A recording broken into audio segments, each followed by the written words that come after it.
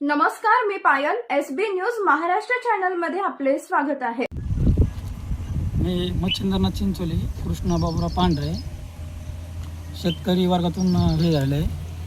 तर माझी एकच इच्छा आहे, सरकारने कुठलीही कर्जमाफी व्यवस्थित नाही केलेली.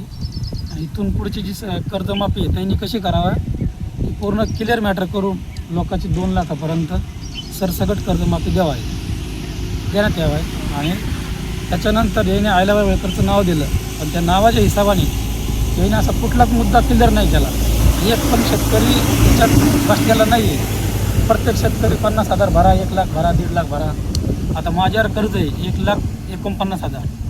तर त्यांनी यादीला दिलं 1,49,000, पण त्याचं याद आणि ते 2,35,000 आहे. त्याच्यानंतर ते वरले 65,000 भरा म्हणते आणि वटेच करून घ्या म्हणते. वटेच केल्याच्यानंतर ते मग तुम्हाला कुठलाही लाभ भेटणार नाही.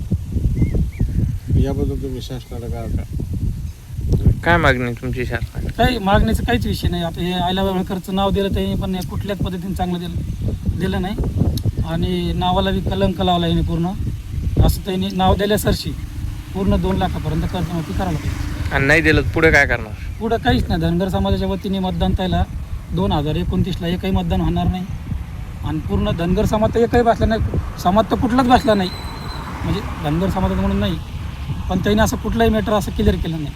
तर तुमचं समजा ओबीसी समाज जे आहे तो हे भाजपचा काही विश्वासू मतदान आहे असं का म्हणलं जातं. याबद्दल आपण भाजपचं चांगलं काम करतो, याबद्दल तुम्ही काय असं शासन म्हणणं नाही, त्याबद्दल तुमचं काय मत आहे भाजप? पहिलं तरी थोडंफार चाललं, पण आता तर इथून पुढं एकही फुली दाबणार नाही त्याला. 29ला ही जर मॅटर क्लिअर केलं तर चलन, मग तर समजा काहीतरी सोडून थोडंफार असा म्हणण्याचा उद्देश मला. SB न्यूज महाराष्ट्र चॅनलची संपूर्ण माहिती ऐकण्यासाठी चॅनलला सबस्क्राईब, लाईक, कमेंट व शेअर करा. धन्यवाद.